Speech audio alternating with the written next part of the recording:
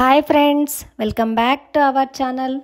ఈరోజైతే వినాయక చవితి పండుగ అందరూ హ్యాపీగా ఇంట్లో పండుగ జరుపుకునే సమయంలో మేమైతే తిరుమల శ్రీ వెంకటేశ్వర స్వామి దర్శనం కోసం అయితే బయలుదేరామండి. ఉదయాన్నే 4 o'clockకి ఇంట్లో పూజా కార్యక్రమాలు ముగించుకొని 6:30కి అంతా శ్రీవారి మెట్టునైతే చేరుకున్నామండి. అదిగో తొలి మెట్టు దగ్గర కొబ్బరికాయ, కర్పూరము, పువ్వులు స్వామివారికి సమర్పించి మనసులో గట్టిగా సంకల్పం చెప్పుకొని కొండకు మెట్లు ఎక్కడం ఒక ఆనవాయితీగా వస్తుంది. మేము కూడా స్వామివారికి కొబ్బరికాయను సమర్పించుకొని మనసులో గట్టిగా సంకల్పం చెప్పుకొని ఎలాంటి ఆటంకాలు లేకుండా హ్యాపీగా స్టెప్స్ ఎక్కగలగాలి, స్వామివారి దర్శనం మాకు ఈజీగా హ్యాపీగా జరగాలనే ఉద్దేశంతో మొక్కుకొని మేము కూడా స్టార్ట్ అయ్యామండి. మార్గమధ్యంలో ఏవేవైతే బ్యూటిఫుల్ ప్లేసెస్ ఉన్నాయో వాటిని అన్నింటినీ చూస్తూ హ్యాపీగా ఎంజాయ్ చేస్తూ వెళ్ళాము. మధ్యలో కాసేపు రిలాక్స్ అవ్వడము, చుట్టూ ఉన్న పరిసరాలను చూసి ఆనందించడం నాకైతే చాలా హ్యాపీగా అనిపించింది. ఈరోజైతే లైట్గా వర్షం కూడా పడుతుందన్నమాట. చూడండి ఎంత ప్లెజెంట్గా ఉందో ఈ వాతావరణం. మనసు పెట్టి చూడాలే కానీ ప్రతి దాంట్లోనూ మనం సంతోషాన్ని వెతుక్కోవచ్చు అనేదానికి ఇలాంటి దృశ్యాలే అని చెప్పొచ్చు అనమాట. ఇదిగో వెళ్ళేటప్పుడైతే మనుషులు చాలా తక్కువగా ఉన్నారనమాట. మెయిన్ ఒకటేంటంటే మీరు హ్యాపీగా ఫీల్ అయ్యే విషయం ఏమంటే ఫస్ట్ టైం మేమైతే ఫ్రీ బస్లో స్టార్ట్ అయ్యాను. ఈరోజైతే ఫస్ట్ ఫ్రీ బస్లో టికెట్ లేకుండా మొదటగా తిరుమలకే వచ్చానన్నమాట. అందులో ఇంకొకటి స్వామివారి టికెట్స్ కూడా బుక్ చేసుకోకుండా బయలుదేరాము. ఏమంటే ఆ భగవంతుడి పైన నమ్మకం అన్నమాట.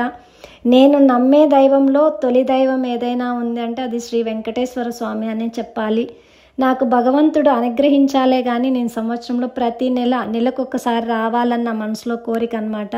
ఇయర్లీ నేను 3 to 4 times కంపల్సరీ మార్గమధ్యంలో మెట్ల ద్వారానే మెట్లెక్కి నడిచి వెళ్ళి స్వామివారిని దర్శనం చేసుకుంటే నాకు చాలా హ్యాపీగా అనిపిస్తుంది. అందుకే నేను ప్రతి సంవత్సరం 3 to 5 times వెళ్తానన్నమాట. ఇంకా మంత్లీ కూడా స్వామివారు అనుగ్రహిస్తే హ్యాపీగా వెళ్ళాలన్న మనసులో ఉంది. ఇదిగో ఈ పిల్లలు అయితే మాతో పాటునే స్టార్ట్ అయ్యారు. అక్క, తమ్ముడు హ్యాపీగా మాటలు చెప్పుకుంటూ వచ్చారు. ఎలాగైతేనేమి కొండపైకి వచ్చేసాము. ఇదిగో చూడండి స్వామివారి నామాలు ఎంత అందంగా పెట్టారో చూడండి. ఇగో మధ్యలో చిన్న చిన్న కాయిన్స్ ఉన్నాయి చూసారా, అది మనసులో సంకల్పం చెప్పుకొని పెట్టడం అంట. నాకైతే తెలియదు. ఫస్ట్ టైం వేరే అంకుల్ పక్కన ఉంటే ఆయనను అడిగాను, ఏంటి సార్ ఇది అని అంటే ఆయన చెప్పారనమాట. సో నేను కూడా ఫస్ట్ మనసులో సంకల్పం చెప్పుకొని పెట్టాను. ఇదిగో మా అబ్బాయి కూడా కొండపైకి వచ్చేసాడు. సో చుట్టూ ఉన్న పరిసరాలని ఒకసారి కొండపైకి చేరుకున్నాం కాబట్టి హ్యాపీగా ఇక్కడున్న దృశ్యాలను కొన్ని షూట్ చేసుకుందామనే ఉద్దేశంతో చుట్టూ ఉన్న ప్రదేశాలను అలాగే మీకు కూడా చూపించినట్లు అవుతుంది అని చెప్పి షూట్ చేస్తున్నాము.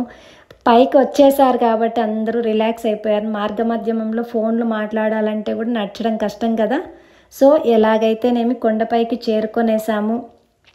మేమైతే ఫస్ట్ మార్గమధ్యంలో నడిచేటప్పుడు ఏం క్రౌడ్ లేరు కాబట్టి దర్శనం చాలా త్వరగా అయిపోతుంది అనుకొని వచ్చేసామన్నమాట. కానీ ఇక్కడికి వస్తే కానీ తెలియలేదన్నమాట. షెడ్లోకి వెళ్ళేంతవరకు 2 hours 10కి షెడ్లోకి వెళ్ళామన్నమాట. 2కి దర్శనం కంప్లీట్ చేసుకొని బయట వచ్చేసాము. చాలా హ్యాపీగా అనిపించింది. ఆ క్యూలో ఉన్న క్రౌడ్ని చూసి ఎలా జరుగుతుందో ఏమో దర్శనం అని నేనైతే భయపడ్డాను. కానీ అలా ఏం లేదు, చాలా హ్యాపీగా దర్శనం జరిగింది.